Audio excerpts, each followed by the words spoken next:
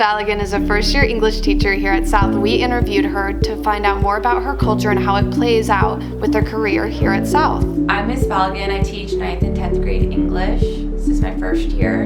I was born in Des Moines, Iowa, but I've lived in Shawnee, Kansas ever since I was 4 years old. I graduated from Mill Valley High School. My favorite things to do, I love to dance, read, obviously I'm an English teacher, and I love to play video games.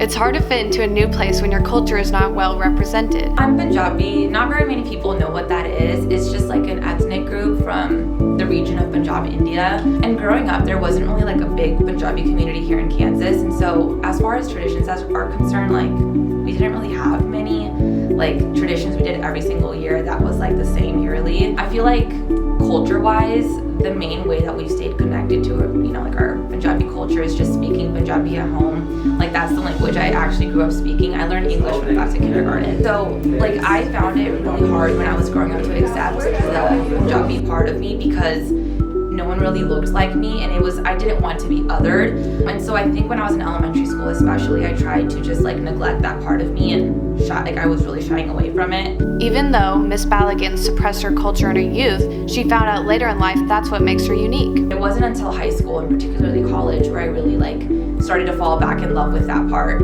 of where my family comes from. So when I graduated from KU, a lot of students do little photo shoots with their cap and gowns, and I did mine. I had several outfits, but again, the fashion theme. But one of the outfits I had was a traditional Punjabi outfit, and for me it was really powerful to do that because it symbolized my parents making the sacrifice of leaving everything that they knew behind and moving here for their kids to have a future, and it also was just a connection to where I come from and that part of me. Before her teaching career at South, Miss Ballagan taught English abroad. I was a sophomore in college and I went for the summer. I went to KU, so there's so many opportunities for internships and study abroad. So me and 12 students and 2 professors went to Korea. We taught at a high school for the summer. I came back, graduated, and I was I need to go back there and live as an adult with a job. So then I went back in 2019 and I was there for a year and a half. Miss Ballagan encourages students to find out what makes them unique and share with others. I told them about my culture, and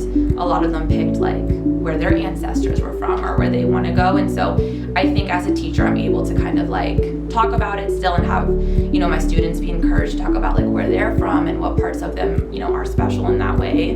Miss Miller graduated with Miss Ballagan at KU and have known each other through their early teaching careers. So me and Miss Ballagan have known each other since college. Actually, we went through the teacher training program at KU together.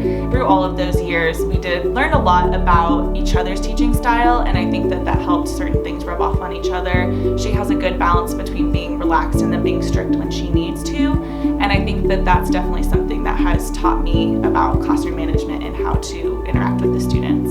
Miss Ballagan, I know, is a super effective teacher, particularly when it comes to creating personal relationships with her students. She always goes out of her way to make sure that she's checking in with them not only about academic work, but also their personal lives. And I think it really shows with the way in which they react to her teaching and the things that they do in class.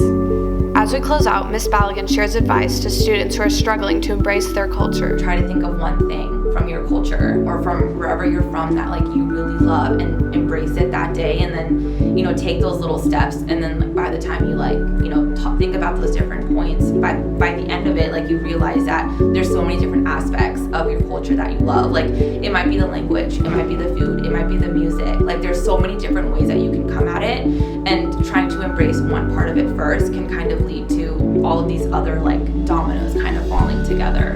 You're all so different, and our culture and embracing that, you should take that as something that adds more to your character, adds more color to who you are. This has been Irene, Brady, and Crystal with KSMS.